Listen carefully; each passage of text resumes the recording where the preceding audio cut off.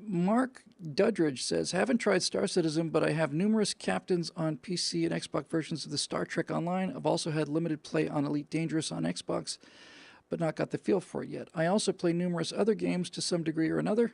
Oops. My favorites being TF2. I know what that means. It slipped out of my mind. Rainbow Six Siege. I remember first time I ever played a realistic first-person shooter was Rainbow Six. That was fantastic experience. It was incredible. I was playing with my friend Fritz, and we were. That's the first time I've ever looked down the hall and seen another player, and working together. It was incredible. Great. Really cool. Let's see. He says Rainbow Six, The Division, and Elder Scrolls. Anyway, my question is, what's the most unexpected employment you have gotten from a computer game? For me, though, the dozens of STO, Star Trek, captains, Star Trek Online captains, it's always been the ability to just cruise through the quadrants, picking and choosing which encounters to engage, kind of how I wish this could be, I suppose. The best... What is the most unexpected enjoyment you have... it's enjoyment. I thought it said employment. A couple of... I found that when I got in the actual F-18 Hornet simulator down in Miramar, that my guns work was very good because I probably spent 5,000 hours leading targets. I've led biplanes in Rise of Flight and Red Baron. I've led, P-51s and Spitfires and Cliffs of Dover and all the rest of it. And I've led jets and all the Falcons and all the rest of it. And it's fun to be able to have a good eye for where you need to lead a target like that. And that kind of pays off.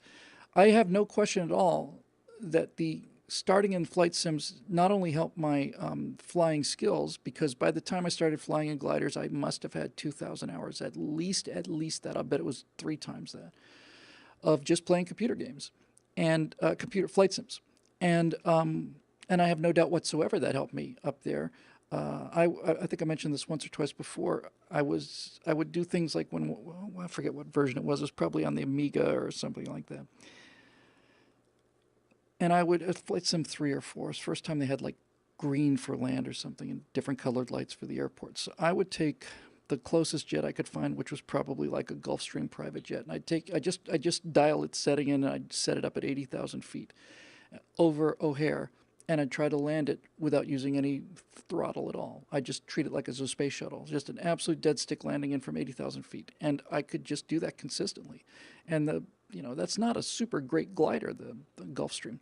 So that kind of thing really helped. And a lot of the spatial relationships. Now, I have to stress that all of the simulators that I spent my time on are nothing like the ones today, because I am here to tell you, if I were to sit in front of the L-39 simulator until I had it down, I would be able to walk into an L-39, start it, and fly it. I already know I can fly it.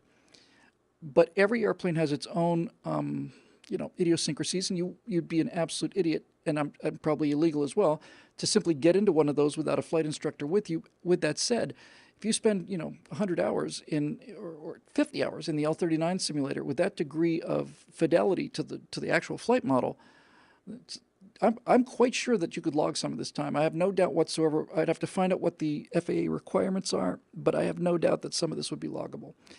Just as one example, because all the jets are this well done, but just as one example, as I said, the A-10 in DCS, the A-10C, has every single thing in the actual A-10 modeled. Every switch, every dial, all of the displays. It is virtually photorealistic. I suppose I could tell the difference if you had them side by side, but it's good enough to fool me. And so that is, in fact, a simulator, because really, when you're talking about